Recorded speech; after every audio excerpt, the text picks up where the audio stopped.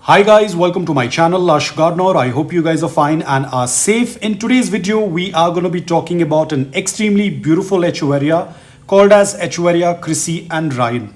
Now, please don't go according to the color of my succulent because of prolonged monsoons. Most of my succulents have lost the color.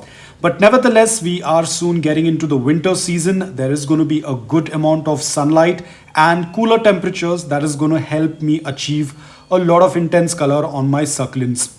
Now, this succulent is extremely easy. If you are a beginner, you can definitely add this succulent in your collection, provided you give the basic care requirements. And that is, the soil just remains the same what we use for all our succulents. It has to be loose, porous, well draining, and should dry out fast. Ensure that there is not much organic matter in the soil, because as we all know, Echeverias are getting into the dormant period, so you do not want to add a lot of nutrients or fertilizers in the soil. In fact, completely stop adding fertilizers if you're doing so. Ensure that you water the soil only when the soil is completely bone dry.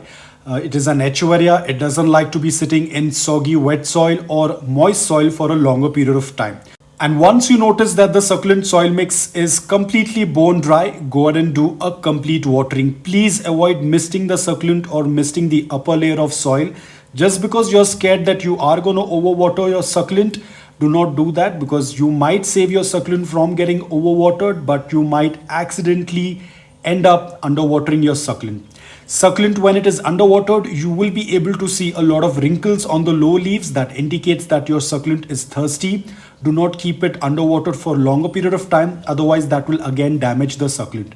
Do a complete watering until the water starts passing through the drain hole. This is the best way to water your succulents. As this succulent belongs to the genus of Echeveria, it is going to get dormant during the winter season. So please do not add any nutrients or fertilizers to the soil. Otherwise, that is going to damage the dormant or the resting succulent. It is pretty easy to propagate an Echeveria. You can do a leaf propagation. You can do the separation of offsets. Now this succulent, this particular variety of succulent, which is Chrissy and Ryan, tends to put out a lot of offsets. They tend to grow in a cluster. They tend to grow in a clump. So you can always separate the offsets. You can always separate the runners.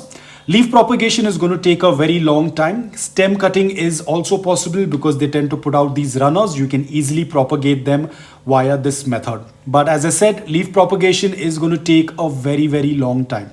Now, in general, this succulent tends to get really intense color when you expose this succulent to morning direct sunlight for 5 to 6 hours after acclimating it, or you can provide it with indirect bright light for around 8 to 9 hours. Do not keep this succulent in low light conditions, because you can see this succulent is very compact because I have been providing it with a good amount of light. If you're not going to provide this succulent with enough light, the succulent will start to stretch and it is no longer going to stay compact. Now, you can even grow this succulent indoor as well under the grow light. Ensure that you keep it a little bit closer to the grow light because they prefer a good amount of light. Now, these succulents are not frost hardy, so please don't leave them out during the winters. If you are a person who tends to experience snowfall or frost, please do not keep these succulents outdoor. Apart from that, even though these are succulents that tend to grow in the warmer months, but they cannot handle too much of extreme heat. So again, if you are a person who belongs to a location wherein the temperatures tend to rise really high during summers, please don't expose them to too much of heat. Even during the growing season, they tend to grow during the warmer months, but if the temperatures are too high, they will go semi-dormant because they cannot tolerate high amount of heat. Now, overall, as I said, this succulent is extremely easy. Ensure that you are giving a balanced watering, a good amount of light in order for it to stay compact. This is one of the most easiest succulent to grow.